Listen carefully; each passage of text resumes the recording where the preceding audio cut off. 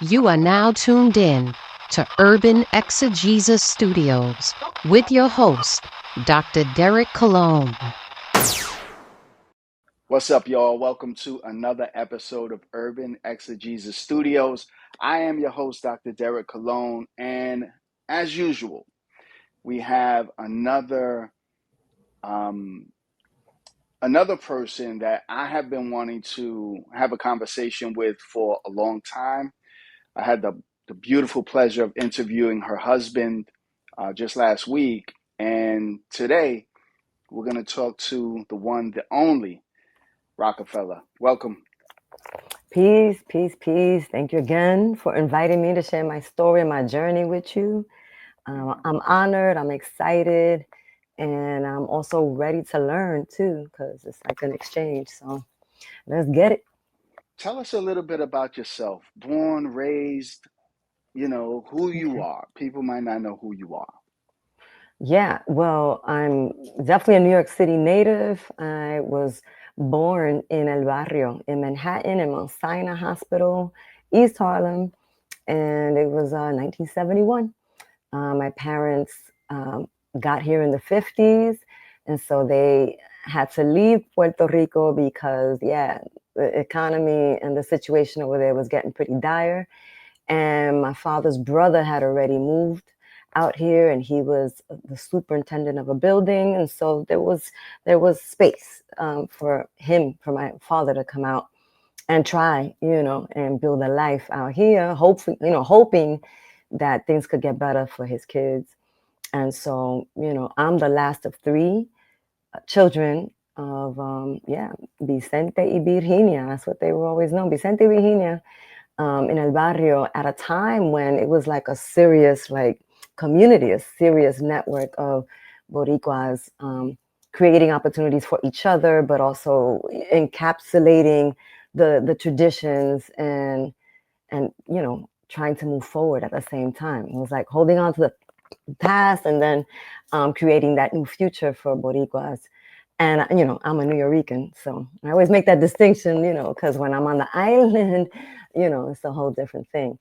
However, I was fortunate enough to be born into a network, into a community that's already set. My brother and sister were 10 and 9 years older than me, so they were kind of already hip to things. And I followed their lead, all four of them, my parents, and then my sister and my brother. And so, I'm exposed to hip hop as it's emerging, but also like the salsa, punk rock, disco is kind of all just is around me. And so I'm super fortunate, so happy to have been born at the time that I did, with the 70s background and then the 80s. I was ready for the 80s to step into who I would become. Although it would take me to the 90s to really be who I became. But I always feel like the 70s and 80s were formidable years. We grew up in Spanish Harlem, and then we moved around a lot, but we ended up in the Bronx, in the Bronx. And I can definitely, when I throw up my ex, it's not that I'm erasing El Barrio, never, but it's just that seems to be, for me, my home. It still is. And I learned a lot from growing up there. So that's a little bit of me right there. Absolutely, that's awesome. Listen, I was thinking about your name, and I try to I always try to put myself in the viewer's mindset, right? So if I didn't know what you look like, if I didn't know you were a female, if I didn't know anything about you, and I just heard the name Rockefeller, obviously I'm going to think that must be a dude, right? Yeah. Tell us Yeah. about your name. How does your name come about? Yeah. And then we'll go backwards after Okay. this. Cool. Yeah. Well, again, the 90s. That's when that name came to me. It started to show up in, I would say, like 92, but not even 93. But really, it became cemented in 94. And so in 1991, I decided to dance with my dance partner on the streets of Manhattan, Times Square, 50th and Broadway, Radio City, and Rockefeller Center. And so we're making money. I decided to leave the office job. Yes, I had an office job, a jobby job.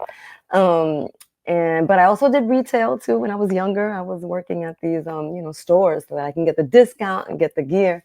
But the office job was really good. It also set me up for this administrative person that I would become later, as I helped to co-found a nonprofit dance company called Full Circle Productions. And so, I'm dancing on the street. Feels very good to be my own boss, and we're dancing in front of these highly trafficked tourist spaces.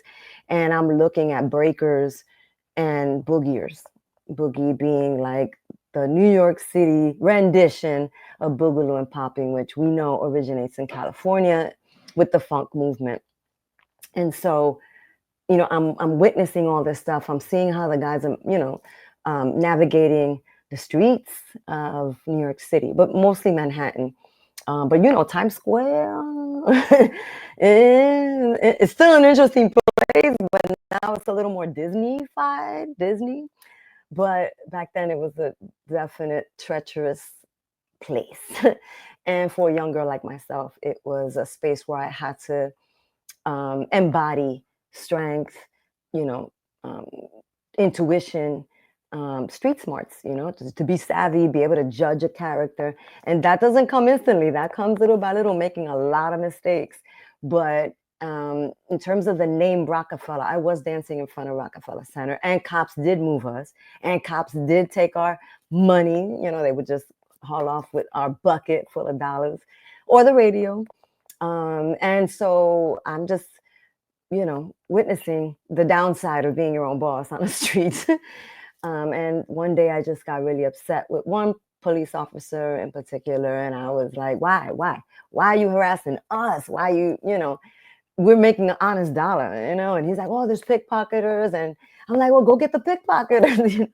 And he was like, nope, you're trespassing. And I was just like, well, you don't even know, like I could be related to the Rockefellers.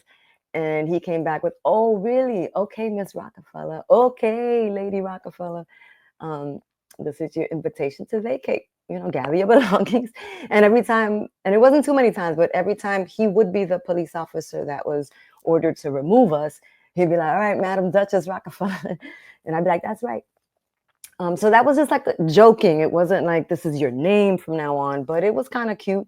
And then, so that's the like early 90s. Now when I'm starting to pick up technique and vocabulary of breaking, then it was that I would use those steps in the circles, and people wouldn't want to dance after me. So I was rocking the fellas. And that's when the name stuck. And, by that time I'm with Kwikstep, not the original guy I went out to dance with on the streets. And he was like, oh, keep that name. But now you got to live up to it, because anything that has the word rock in it, you got to be next level. You got to be undeniably dope. So, and I feel like I did live up to it. I was rocking fellas. I was rocking girls too. And I was rocking in other countries. And so that's how the name came to be. It absolutely had nothing to do with Jay-Z, had nothing to do with me trying to be, down with the original Rockefellers. Matter of fact, I spelled it differently so they wouldn't come after me. And I changed it again after Jay-Z, cemented his place in the pantheon with Rockefeller Records. I changed it again to just the K. But yeah, that's how that name comes about. When I think about just b-boying, breaking as a culture, my first experience in witnessing this new, and even hearing people say, this is a new dance that is coming out, and just hearing those the little rumblings on the block was 1975. So I was 8 years old, and it was very basic. It was a top rock to a helicopter to the floor. You do a little bit of couple of, we never called it 6-step floor. We didn't have those names. It was floor rocking, footwork, and then a freeze. And so, what is your earliest recollection of seeing somebody hit the floor, do this dance that made you say, yo, this is what I want to do? Wow. I have to take it back to grammar school in El Barrio. I went to St. Cecilia's. The school's no longer there, but that school was in front of Franklin Plaza. I had to walk across a bunch of, other projects to get there, whether it was Lehman or, some of these other ones. But I lived in Taft Projects. Taft Project is huge. And so we had to cut across a bunch of those just to like go to La Marqueta or go to the train station or visit familia, la tía or vecino, whatever, which I just meant in Spanish, la tía, my aunt, or vecino, my neighbors, my parents' neighbors. I was too little to have neighbor friends. So in crossing this landscape, there were always people hanging out outside. If there's one thing you know about the projects, the courtyards is where people hang out. And I do remember, but it had to be like 80, 81, por ahí, maybe even 82, where I'm seeing, people outside with the boom boxes and a few guys like, doing something on the floor. And I'm excited by it. I'm telling my mom, I'm pulling her hand, let's go see. And she's like, no, no, no. Esos son títeres. Let's go. Let's keep going. We got somewhere to go. But that definitely piqued my curiosity. I also saw them downtown, maybe a show at Central Park or something like that. And I was like, oh, wow. So those are my earliest, also in school, back then, because there was no rule, people did bring boom boxes to school. And so, recess or lunchtime, people would bust out the radio and heads would do a couple of dance offs at each other. And, I'm pushing my way through. I want to see what's happening, but it's mostly on the floor. There is some stuff happening up top, which also I can't really recollect if it's popping or if it's top rock. But there is there's upright dancing that then leads to the floor. And I'm like, oh, wow, like he didn't kill himself. What? So that element of danger was like a thrill to me. I went to a couple of birthday parties where, yep, there it is again. It's showing up a little more often, a little more frequent. It's coming closer to me. And I'm super excited by it, but I can't get down. Like, my brother may be 10 years older than me. Like maybe he's 18 and I'm 8, but he's not doing it. I don't have an usher. I don't have a bridge, a mentor. So I'm pretty much just a spectator absorbing all of it, but also like really seeing like they're tough. They're in each other's faces. They don't die, after doing all these dangerous moves. And so that stays. That definitely stays with me as I'm growing up in the streets. I'm growing up in the hood and, having to interact with other people when my parents aren't around. When I don't have the protection of my big brother, my big sister, how am I engaging? And so these things are already starting to inform how I'm going to navigate, and feel about myself. Now, of course, I had 2 bullies in my childhood. So, I'm not going to say that I had it all, figured out. I didn't. But these things definitely gave me a reference as I'm coming of age. And so that's my earliest recollection of breaking. It wasn't called breaking. It was just people doing what they do. I didn't come to that term until the movies. So Beat Street and breaking. Then I'm like, oh, okay, this is what it is. This is what it's called. And I have to add that in Beat Street, when I saw Baby Love, I was like, oh, what? Yo, that's me. That's me. So already that is giving me like an invitation because it's saying, oh, you may not have seen girls around the way, but there are girls. There's one. So that opened it up for me the most. Not so much breaking, but Beat Street, definitely. So yeah. Yeah, I think, when I think about those times, those early years of me just seeing it and then seeing kids in my class do it, seeing kids on my block do it, we actually did call it, that was the term. We called it breaking, right? The term breakdancing is an 80s term. Yeah. We didn't call it that. Floor rocking, breaking, break, all of that. Yeah. And so this kind of leads me into this segue. When we're talking about history, like I don't know what it is as of late that it's like we can't talk about history without having this fear of offending somebody else and when we're talking about the history. And so when we're talking about the history of the culture of hip hop, I don't think I've ever that's my trade, right? So I'm a history teacher by trade. My doctorate is in education, so I've been doing this for quite a while, and I don't think I've ever met or come across a genre, a cultural expression that has so many layers to the onion that everybody's first, everybody's right, they were lying, they didn't do this, they didn't do that. And so I say, okay, there has to be a way for us to navigate through this, respectfully, but talk about this where, so what I've always told people is when I first saw the dance, because I know there's this big thing, like, well, who was first? Yeah. Was it the black kids? Was it the Puerto Rican kids? What I saw, and all I could base it is on what I saw. I saw both doing it first. That's what I saw. Me too. And I never saw a time where it was one doing it and then 10 years later we came around. That just wasn't my experience, right? Yeah. And Yeah. everybody's going to have their different experiences. And so I don't want to make this about that, but I think it's just healthy to be able to have a conversation and say, okay, listen, the fact remains, look, you just mentioned I saw it in Manhattan, and there's people that talk about in the 70s breaking in Manhattan.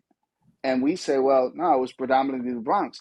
But who knows we're in New York City, right? So we're traveling, we're seeing, Right. we're Yep. watching. Yep. What Yep. are you feeling about this conversation that we've been having probably for the last 2 years or so, on, you know, Latinos,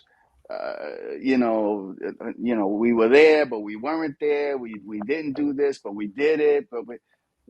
How are you feeling about this whole thing? I try not to feed into that whole tension creating topic. I really try not to feed into it because I grew up watching us, a collective us, whether it was handball, double dutch, we were just in the mix. Everything was mixed. I mean, I know that when my brother brought that record home, Rapper's Delight, which is, of course, after the fact, but, hip hop is already happening because, yeah. And the cowbell. So my father, who's Puerto Rican, down. I'm talking about farmer, agriculture, like, Puerto Rico, Los Montes, down. Like he can bring the time machine back to before there were cars and all of that. And to like musicians like Ramito and Chuito and, Cortijo. And he can bring it back to that. And then he sees the whole progression of music. And he heard the cowbell and he was like, oh, mira, he may not like the rap. He doesn't get it. It definitely wasn't something that was melodic enough for him at that time, and even like when we would play other songs like Planet Rock, he would say, esto tiene un guiro, that has like this instrument. And I'd be like, no, Dad. And I'd be rolling my eyes like, please stay away from the record player, please. I did have my moments of feeling embarrassed by my parents. I got over it. But there was some like mutual connectivity that was happening there, even though it was so far removed from a band, or someone playing a guitar and someone reciting decimas, verses. So in his ear, there's something that he was able to hook onto. For me, it was the tempo and the drum. That's it. That's it. That's it. To this day, if something has a good tempo and a good drum, I'm dancing. That's it. I respond. So for me, I watched us in the hood. I have family in the Bronx, which is why we moved to the Bronx later. So even without the internet, we were like being exposed. And families are big. There's no way that I can not be exposed to what's happening in Connecticut. we have family in Bridgeport. We will go over there, So I think there is a lot of cross-pollination that's happening. My neighbors in front were of Jamaican descent. And so, if mommy wasn't home, when I got home from school, I was instructed to ring that bell and go in there. Sonia would pick me, let me in. And so I'm exposed to her music, her food, the way they're dressing, what are their arguments? What are they watching on TV, So it's just, a matter of geography. That's it. And New York City is a beautiful, it's a beautiful place when it comes to that. So for me, it's a non-issue. I grew up in it. I saw it.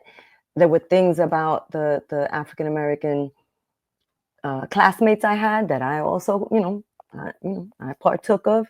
And then things that we did that they also partook of. So I don't, for me, it's kind of a non-issue. I have seen, through the years, what has happened with rock, what has happened to tap, and definitely what has happened to jazz. And so, coming into this argument that comes pretty much after 2020 in my face, because I feel like maybe there were rumblings of it before, but I feel like after the murder of George Floyd, yeah, it was in my face. It was coming. It was coming. And as someone who now is considered an OG, respect to the double and triple OGs, of course, I felt like I have a duty to speak my piece. But a lot of times, people didn't care. They're like, I don't care, blah, blah, blah, And occasionally I'd be like, well, actually, everybody's the guest because it's from New York. So really, y'all are the ones that have to stop biting, stop copying us. But I stopped saying that because clearly, it's a ripple effect, that happens. And it's a good thing because a lot of people who have picked up hip hop, the cultural elements, have flourished. And so it's not something I need to keep to myself. But I understand how in the African-American community, there is this feeling of robbery, constant robbery. But I also want to remind them, like, that robbery is happening in Puerto Rico too. It's definitely happening in Central and South America. It's definitely happened in Mexico. When you look at, the geography of America and how, land was stolen. So anyway, I just try to not get too heated about it. And if it does get kind of crazy, I'm like, you know what, it's cool. If that's how you're feeling, it's fine. A lot has been stolen. So I hope that you can repair your sense of loss, and your sense of possessive, need at this moment. Go ahead with that. But I have the freedom to continue doing what I'm doing. Like there's no stopping what I was born to do. So that's just my take. That's my take on it. What I've been hearing in the rumblings is a very deep need to have roundtable discussions with, elders and, whether that is, the Flashes, the Bambatas, the Hercs, whoever that might be, but also, with the Chases, with, Right.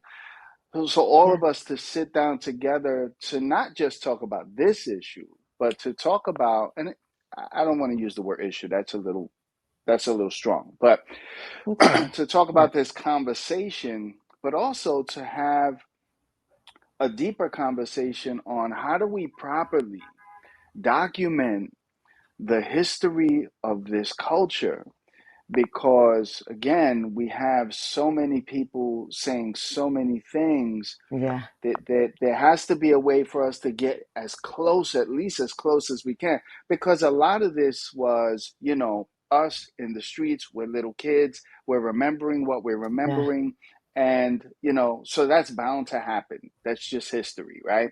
I agree. And I also feel like anything that divides us, well, that's like part of the plan. So we're supposed to know better. We're supposed to know better than that. So if people are still going to fall for that, then go do that. And I hope it works out for you, because what I'm doing here is really working out for me.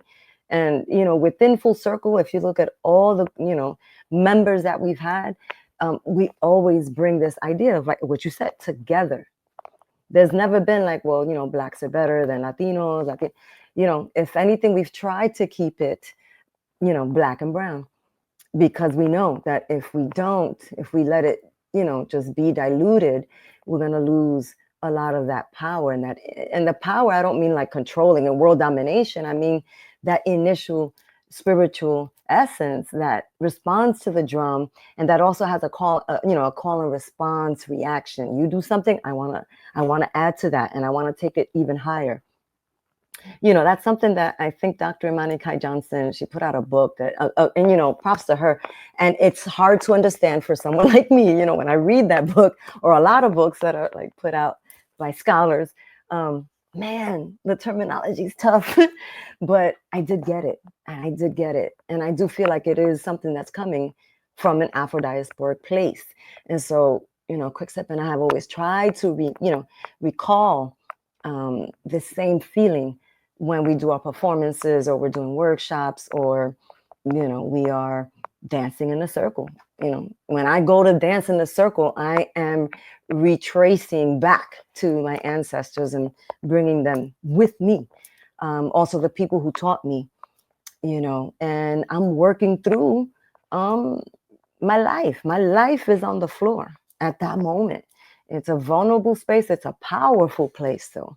And so that's what I mean, like that initial power. We want to make sure that we are not only passing it down to future descendants here in New York City, in the Bronx, Brooklyn, but protecting it from just a formulaic rendition of it, which is sometimes what we see in these, competitions.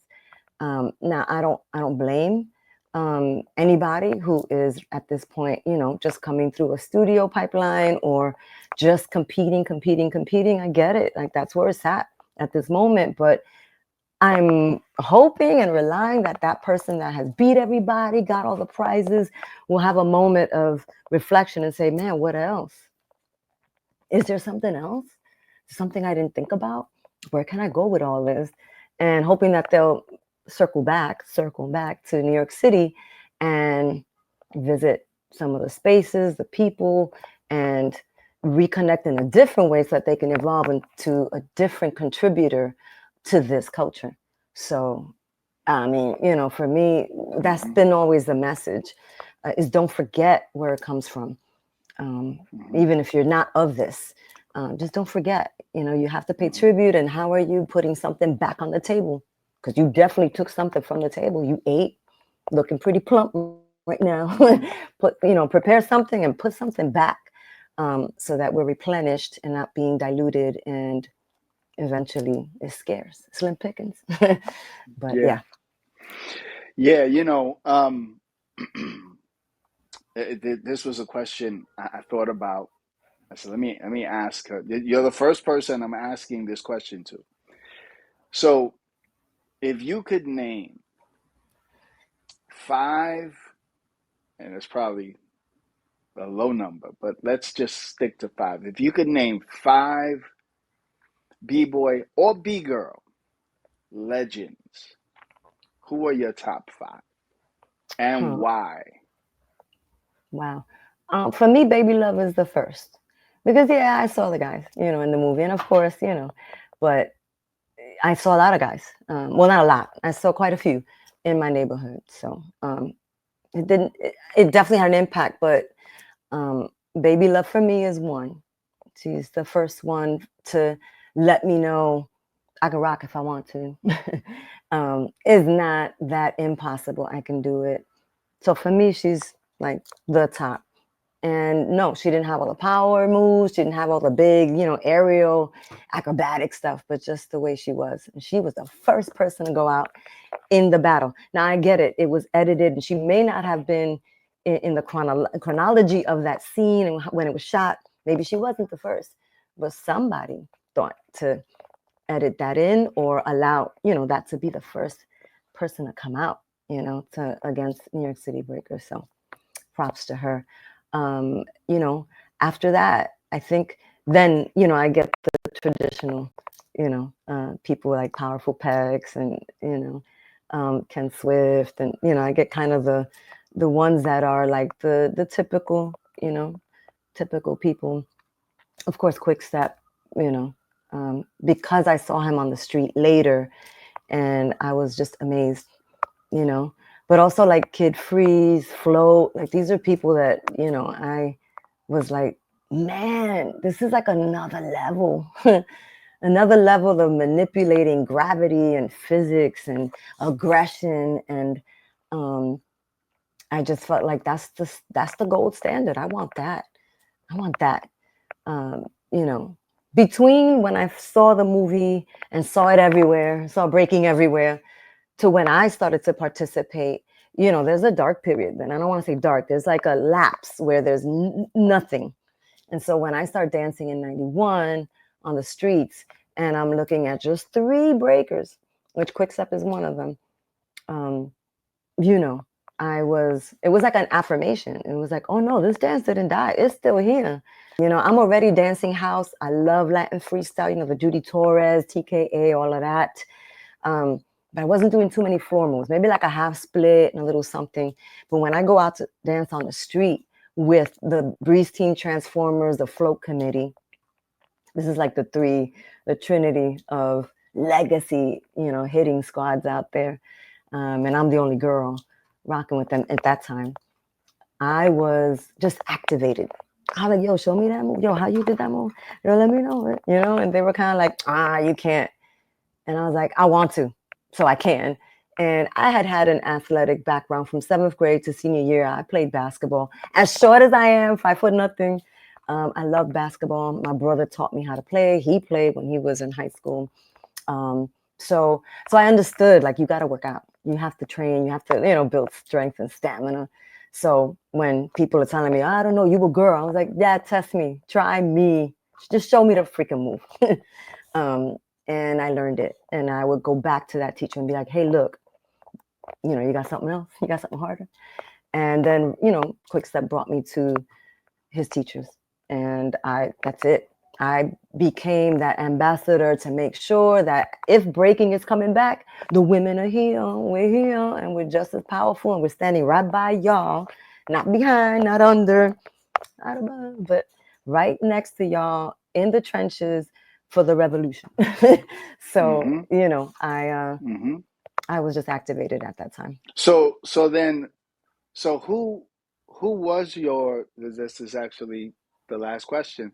Who was your teacher before, who took you, who's the first one to take you under their wing and show you this dance called breaking and how to do it? It's definitely Kwikstep. It's definitely Kwikstep.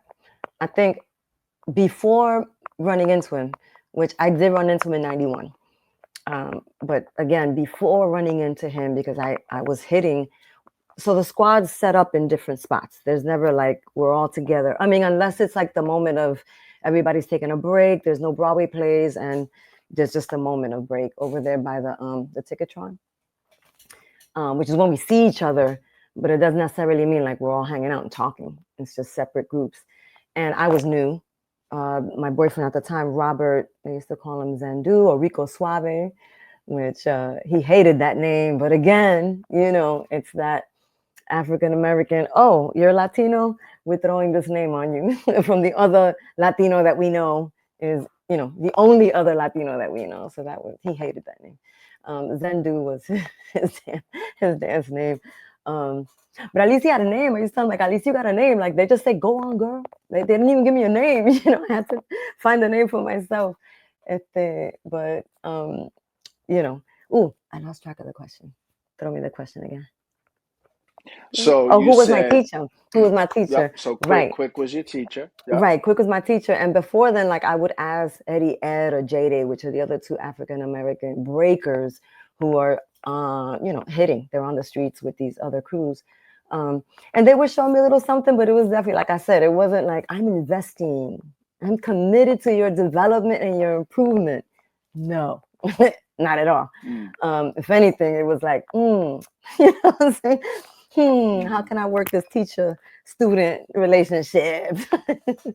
Which I was like, no, sorry, I saw you coming. Which caused definitely some conflict for me too at that time. But anyway, so Kwikstep was like, here's a move, because I see, and this is like almost verbatim, that you're imitating some floor moves, you're imitating some some vocabulary. This is the real move. And yeah. And then at that point in 94, when I come back to Kwikstep as someone who now is trying to audition for a tour, someone who is no longer, spoken for, I'm single, then, then it really becomes real in the field with Quick. Then he's like, you need to learn this stuff. And the people that he's taking me around, they're serious too, because they are now inflicted with this like suffering of how the dance became exploited, and it became like, now nobody does that anymore. And these legendary people, German rest in peace, Float rest in peace, they're kind of like, well, if you're gonna do this, you got to know the songs, and you got to know the crews, and you got, so it was almost like this charge that my generation got from the elders that was like, if you're gonna really take this and bring this back, be really smart, be really strong. No, I don't want to curse, but know your shit, and I had to learn it. I really did. So not only did me, and my generation have to learn the moves, we also had to elevate our knowledge, because so much had been like, stripped. So I had other teachers, but Quick was the main one. And he was kind of like, I don't mind that you go out there and I'll bring you out there to other teachers, but I need to see that there's this like progression. Like your footwork has to lead to freezes. Okay, you're doing power. Well, how are you getting in and out of that power? How's your neck? Are your legs, strong?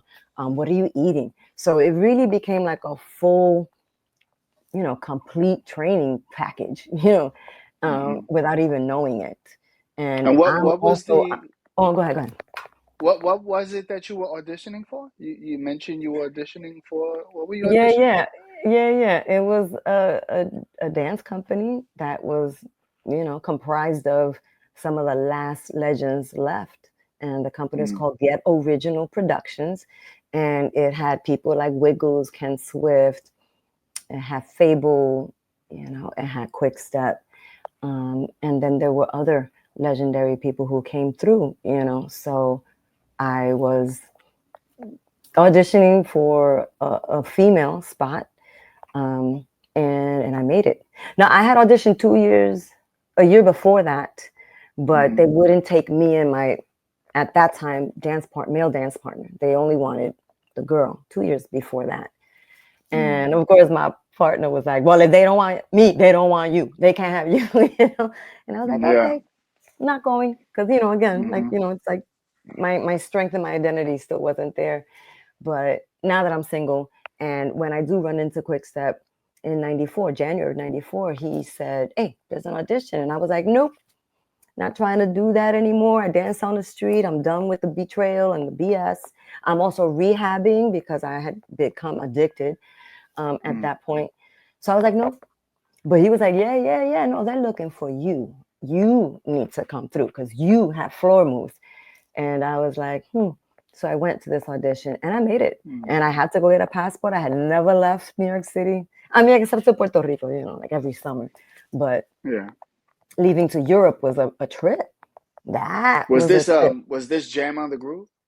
It's what would become Jam on the Groove. Jam on the Groove. So I had to learn a couple of pieces that were just germinating, gestating to become that play.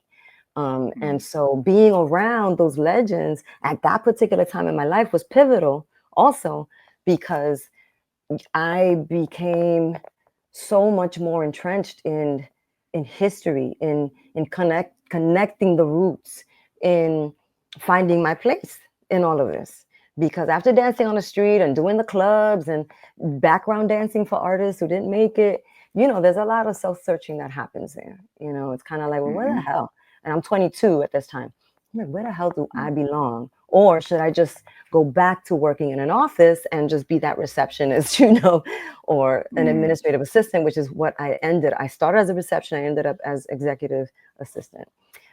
So I was like, do I go back to that thing, or where in the dance do I belong? And so this really helped at that moment, because not only was I rolling with the legends, but I was picking up all this information that I had an idea about, with Chuck D and KRS One and Rakim. We got this conscious moment that was letting us know we were deeper than what we thought. We were smarter, we were kings, all of that.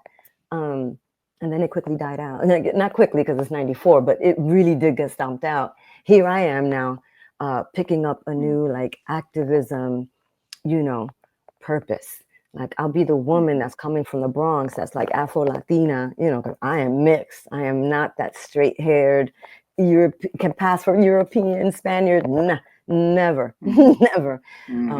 Yeah, so it just really gave me this feeling like, well, who better to represent this than me? And then here I was, and I made this job based on my ability to do floor moves, to have a little bit of boogieing in my system. And so here I am, 94. And then me and Quick really got together. And then it was like, well, you have this idea for a dance company. I have administrative skills. I'm gonna, be, picking up on more technique. It was a perfect like storm for me. Now, it wasn't easy. There was no red carpet. Men did not welcome women who were powerful because it just was too different. It was way different than that first cycle of the way women were embraced. It was just different. And I was just so alive. I felt so alive with purpose that I really wasn't having it. I drew the line in the sand with people, some of these legends, and it wasn't I didn't have an easy way. I feel like the other women who came after me, maybe they did, because I was trouble. People labeled me as trouble, but I was very political, and I was very like, yo, hip hop means liberation for all, not just you. And so and I haven't changed. I feel like I'm a little more strategic now about how I go about that message. But yeah, that moment in time was special. And there wasn't all this like contests and trophies, and you could get away with like not knowing anything, just the moves. And that was not that time. That time was special. Yeah, I think about just the females who, are the legendary B-Girls. Your name comes up. Well, as I was thinking about this conversation, obviously Baby Love's name comes up. Definitely. Your name comes up, and others who, no disrespect, they're just slipping my mind right now, but It's okay. Honey Rockwell, Honey she's from the Bronx. Rockwell. Asia One from California. Lady Champ from Yes. Chicago. Beta from Miami. She was younger, but Beta, And there's like a little bit of a, as you move the time machine, as you move the needle forward, you get some others, you get Abbott Girl, you get Miss Twist, that there is this forward motion, more women who are like just signing up for the job. And back then, I think, again, we had to know so much more than just the moves. We had to know, and we had to prove that we had lineage. It was just a different time of establishing yourself. And so it can feel like a different world sometimes, but at this point, the way I feel, like I'm a time capsule, and I'm really holding on to useful tools, useful information. You want longevity? Look, I have a little bit of it here. Stick around. Stick around, and I can, impart some of that. But it's not a one-off. It's not like, boom, you have it. It's like time. It's an investment that can give you longevity. And so it's a culture, and it's tradition. There's folklore to it. And it's just based out of the things that came before us. And so I'm a little concerned with, I just came from freestyle session. I'm a little concerned, but I'm also so like, I don't know, hopeful, and like I'm really standing. What are you concerned? What are you concerned about? What are you concerned about? I'm concerned that the generations that are coming up are only doing moves. That's it. And they're only preparing 3-6 rounds to maybe get into the finals, and then maybe throw a little something from that first or second round. There's not that much of a generational interest. That they're not interested in, talking, the dialogue. They're not interested in the history because there's no value to it. There's nothing that they need from that to get their trophies. I feel like the hosts in these events also, they don't know. They're reading from an index card. They're saying, okay, next B-boy, we got Derek Cologne coming out, you know, from such and such squad, or maybe not even, maybe you're not even part of a squad, you know, versus Rokafella, boo, boo, boo, New York City, let's go. DJ, drop that. DJ, stop the song. Judges, 3, 2, 1. Oh, right, Derek Cologne, you move on, give it up for Rock. On and on, like the whole evening. There isn't any moment to say, oh, you know, we're in Los Angeles. Give a shout to LA Breakers. We got Fresh here. You want to say a little something? Or yo, you know, DJ, what was that break you played? Was that a classic break? Yo, who was it? Anybody know who was that artist? So there's a lot of stuff that's being lost in these events, and that's what I'm concerned with. But I know that there's people out there doing their job, you know, to, you know, impart this information to people. And so it's just so little, you know, the seeds drop on such little ground, you know, small area. And the global reach of this dance, just like in the Olympics, devoid. It's so devoid of useful and empowering information. And so that's the part that is I concerning think, me. you know, so the first thing that I watched when it came to the Olympics was the female, um, Right, the right. female. I think it was the preliminary. So I Yeah, watched that, and then we got to the second round of the females, and I don't know if you caught this, right? So I'm catching this because this is on my radar because I'm getting ready to do a documentary that is talking about the Latin breakdown. And yeah, so I'm listening, and 90% of the songs that these DJs played were laced with congas, yeah, timbales, yeah. bongo. And then they played Roberto Ruena Que Se Sepa. And Yes. the B girls took it, they just went up a notch when that song came on. And I'm like, that's what we're talking about right there. Yeah, Do they know this history? yeah, And that's what you're talking about. Yeah, yeah. And they don't.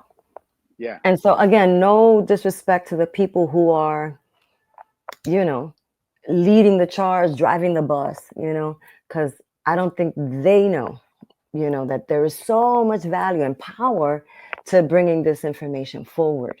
And so even the commentators were not aware, you know what I'm saying? So there's just a lot of gray areas that need to be colored in. And it's a big job. I feel exhausted a lot, you know, and I do try to have conversations with people when I have the moment. Hey, can we sit down? Hey, can we? And there's just no time for it. I mean, someone from Red Bull that I met in 2018 only gave me 15 minutes. And this was the head honcho, you know, because I was like, I need to talk to whoever's, you know, in charge of this. And they were like, oh, so-and-so, we can try and get a meeting. And there was a meeting, 15 minutes. I kid you not. And I was like, bueno, if this is all you're going to give me from New York City, boom, bullet points, machine gun status, here's my card. Let me know if you bought it. And I left. And of course, I didn't get invited back. I didn't get a phone call, you know what I'm saying? And, you know, Red Bull still invites me here and there.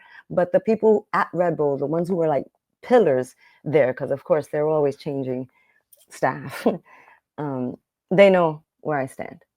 And so if it's not something that's going to be culturally, you know, moving the needle, I don't want to be a part of it. Because too many times I've been at their events and the host is saying something and I'm like, can I get the mic? Do you know where we're really at? So this was the original home base of scrambling feet in the Lower East Side. And so actually y'all are all on like sacred ground. This is sacred ground, y'all, you know, but the host doesn't know that, you know, and it's not their fault, but there's no connectivity. And so if you know that that's what I'm about, hit me up. I'll gladly share this information with you so that at least the message is going out. But, you know, me and Quick have a lot of work to do. And that's why we're staying in New York City. And that's why we're doing everything that we can. We're finally getting the funding and the finances so we can get these meetings happening and pay people to come to the meeting. Because if you don't pay people, they won't show up, even though it's good for them. So it's like work study. But we're going to stay here. We're going to keep doing it until the wheels fall off, 6 feet under. And hopefully, the ripple effect will continue. And that's why this is important. I'm so happy you're doing all the work that you're doing because, yeah, we're not going to be erased. We're not. We're not. And that's the goal for me, is to properly, as much as I can, not by myself, Right. but to properly preserve not just the history of hip, because you're right, the conversations are just really shallow in the sense of they don't really care about the who, the what, the when, the where, the why, the how. They don't care Right. about that. They care Right. about a trophy. They're about whatever they care about. Right. But what we do is vital. And so this is, one of the reasons why I wanted to do the channel. I wanted to do the documentary. A book is in the works, and all of that is just important, not to just celebrate Latinos. It's to celebrate people. Right. Right? People make up this culture. It's not just Latinos. We've never said that. Right. It's not just Right. blacks. It's universal. It's worldwide at this point, right? It is. So, It is. And it was you so know, futuristic. Like I like to hashtag a lot retro future, future retro, because who would have thought that there could have been this united expression that goes out to the world to say, "Now we're good. Actually, you need to put some respect on this right here." mm-hmm, That went out there together, mm-hmm, and it hadn't happened before, not to that time. I mean, jazz and rock, yeah, there was definite message music with that. Even funk had message music. Stevie Wonder, mm-hmm, definite Latino songs. Ruben Blades, and there were a lot more artists who mm-hmm, did politically like relevant, songs. So it's not like it's a new concept, but it was new the way we did it, and I think that mm-hmm, scared people. It really scared people. Just like the people, who are mixed race from Brazil or the Caribbean, that scares people. How can y'all get along so well? mm-hmm, How y'all mm-hmm, doing that? But we mm-hmm, did it. We did it. And we tried not to bring things like religion or into it or sexual mm-hmm, preference. It was just, are you dope? Cool, let's mm-hmm, roll. That was mm-hmm, it. The currency was your skill. It was a meritocracy up until money and record labels and movie deals. That always kind of, confuses mm-hmm, things. But again, if we're looking back at Lindy Hop, if we're looking back at tap, rock, even mambo that then became salsa, if we're looking at all of these things, capoeira went through a thing where capoeira was like, you know, deemed like prohibited. It was deemed, you can't do it. Now it's like mm-hmm. the national dance, you know what I'm saying? But That's it right. also went through its like, so if we're able to look back, then we can better step forward. And I think that's all that me and Quick and people like us and you are asking people to do. Like, make sure you're looking back and for the reference so that as we move forward, we don't make. That was the reason why Quick and I were so like vocal in these Zoom meetings before the Olympics became the Olympics. Is that we were like, you don't know because you didn't live through it. When no one wanted to see you break, you haven't lived through that. Breaking has always been okay. You can do it. But you Mm-hmm, haven't lived through that time when all your work was nothing. You couldn't make an audition. You couldn't do it at a party. People laughed at you. Have you gone through that? You haven't. So mm-hmm, we're trying to tell you, like, let's not get to that point. Let's make sure that it's respected and that it is defended and protected. But until it happens to you, then you don't know. So that's also the mm-hmm, part. I'm hoping that after all this ridicule. And I even can't believe Homegirl retired. I was like, really? Wow. You got the platform we all been gunning for. And you're like, nah, está bien. Yeah, I'm going to stay just weekends with my husband. mm-hmm, I was like, mm-hmm, I'm hoping that this generation has that kind of wherewithal and can be like, okay, so this is where the bus went off the cliff. Let's not do that again. Let's make mm-hmm. sure that, when we step in the doors with all of these things, it's not just here are the moves and we have this like format of top 16. Because if they're not learning, hopefully Quick and I are still alive, and we Mm-hmm. can try and bring that awareness back because, even right now in Puerto Rico, like la salsa vive, but Mm-hmm. reggaeton is what you always hear, Mm-hmm. you know? Mm-hmm. And so it's nice that La India and Mark Anthony sang, that duet of all duets, Mm-hmm. but salsa is still happening. Musicians are still teaching young people how to play and how to rock a real guaguancó, like a real, Mm-hmm. because that's the crux of it. So I'm happy that you were able to glean some of the Latino, the breaks in Mm. that music in the Olympics, because it took us a lot to fight. Not me personally, but it took a lot of fighting to get those classic songs that we broke to show up. Because if not, all Mm-hmm. that black and brown, juju, it just gets Mm-hmm. erased, and it's just somebody with a mouse in a studio recreating um, drum patterns from Mongo Santa Maria, when he played with Mm-hmm. the Temptations, or even Clyde Stubblefield, or it's Mm-hmm. just being erased. It's just a studio, and Mm-hmm. it it's okay, but it's not okay. We need to blend the two so that we're stronger and we could Right. withstand a lot of the stuff that is coming. Like there's still more stuff coming at us to divide us and to deflate us, and we just gotta rise. We gotta rise.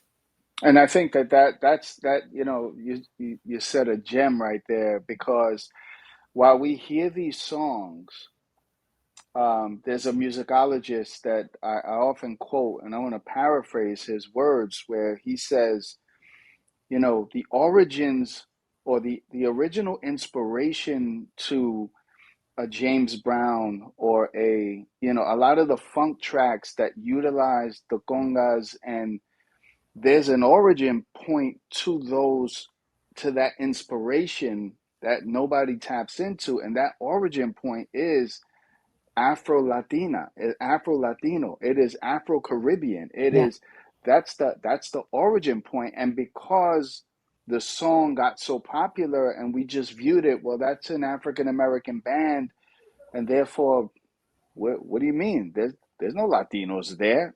Well, wow. no, they were inspired by, and this is why, in the documentary, I thank God that I was able to get that piece by Jimmy Castor, where he Yes, himself says, I was inspired by that.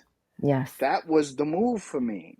And yeah, so for the longest time, people were saying, no, he wasn't inspired by nothing Latin, and now out of his own mouth. So how many more right, right, that we haven't talked to, that yeah, we just don't have the interviews, have said the same thing?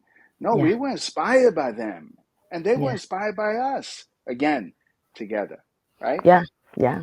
No, I'm with it. I'm with It's a it, and beautiful thing. it is. I'm really happy you're doing what you're doing. And I think that, as we keep going, you'll definitely get more interviews. Ivan Doc Rodriguez. I mean, there's so many people who have their fingers in hip hop, and it just somehow, it's not as prominent. But those who Mm, know. And I have no reason to want to be. I'm just being. I'm just being. that's right. Yes, my mom straightened my hair a lot when I was younger, but once I was being myself, no, I want this. If I can show this Hmm. all the time, great. Now, granted, I do braid it, or I do, like, I blow it out here and there, but I know who I am. And so it isn't that I'm, trying to lie to myself and be like, no, I'm European, you know. I Hmm. know where I stand. And yes, growing up in El Barrio, there were black girls who were like, putting gum in our hair, what I'm saying, trying to mess with us. So, it goes back and forth, but we Absolutely. definitely were, when we were really close, it was such a beautiful thing because we kind of had solidarity for each other's struggles. Hmm. If Hmm. someone had a violent boyfriend or something, we were there for each other. It wasn't like, well, you're black Hmm. and I'm not. It was like, oh man, let me get some ice. Or did you want to go to the precinct? We were there Hmm. for each other. So, it was like we looked at each other and knew, man, you're suffering. I got you. And that's where I really feel is kind of missing the solidarity. Like we've come so far. We've got diamonds, flat TVs, flat screen TVs Hmm. that we've forgotten when we don't have who to return to.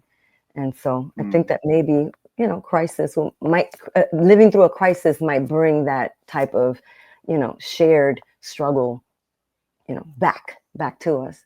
Because right now everybody's pretty much doing okay. Even in the like craziest parts of the Bronx, people still got their flatty and they got their Jordans, and and I think at that time in the 70s and 80s, we just couldn't. You did what you could, and your skills was enough. And so, let's see what happens. I'm definitely here. But in terms of that whole, like, we're Latinos here, are you Black enough? I don't even like try to engage in it because it just reminds me of tactics to divide us. And so I can't, I'm not going to like, allow them to penetrate my peace, or even try to infiltrate my camp. So it's tough, but we're good. Yeah. And so with that, we end. Listen, thank you so much, sis, for your time, your energy. I'll let you know. I'll send you the Please, link I when we will see got it you up. later. Definitely. I'm hoping that you All do right. come to New York City because I didn't know you weren't based here, and that we get to kick it. That you come to maybe one or two of the activities that are happening, whether they're related to me or New York City, so that you can enjoy what hip hop is doing right now on the underground, Yeah. culturally speaking. But Absolutely. you're That's always some of the welcome. plans is to get out there and to I want to do some screenings. I'm Oh, talking to some people, okay, God willing, that we could okay, do some screenings and some Q&As on the yeah, documentary, and because there's still a lot of people that haven't seen it, and okay. so we just keep chugging away and keep bringing awareness. Yes, That's all we can please. do. Please let us know. Me and Quip would Absolutely. love to support and just, Hmm. anything that we have that we can offer. Man, we always tell people, you got an auntie and uncle. I can't say that to you because we're probably the same age, but you got family. You got family here. You got the network. So if you're coming through, we'd love to help and support because this is a special like vocation that you have, and you shouldn't be on it by yourself. And just because me and Yeah. Quick aren't on this, mission doesn't mean that, we can't feel your pain and try to alleviate and elevate with you. So, Yeah, just let's reach out, talk about it. Let's count talk on about us. it privately and Yes. see if we could, one person told me the best strategy, D, is to not just talk about, I want to go to New York, but like find a place, set a date, and just get here and do it. Like, so Yes. let's talk about maybe making that happen somehow, where, I would love it to be at the museum, but, wherever, I mean, wherever. yeah, let's keep Yeah. options open, Hmm. because I never know, when it comes to when the opening of the museum is or what else they have, scheduled The there. Schomburg Center was another place that somebody Ooh, now recommended, see, and I yeah, thought that would be dope. Yeah, the Schomburg Center. I That feel would like be that's dope. super, super like appropriate. And yeah, Hmm. I think you would turn a lot of heads with that one. um, Hmm. and I Hmm. feel like, yeah, I mean, that's a Boricua right there who did a lot Hmm. to preserve and to turn heads. He was definitely scaring people. Absolutely. So, All right. but Well, let's yep. stay in touch, and All right, bro. yeah, we'll talk privately, and we'll see what we could get going. Because I'm not there, so if you Yeah, guys could help in that way, just being, my arms and legs in that way to get it set up for me to call somebody, yeah. but, we'll do what we do. All All right. right. All right, man. Blessings Pa'lante. on you. Peace. Talk soon. All right. Peace.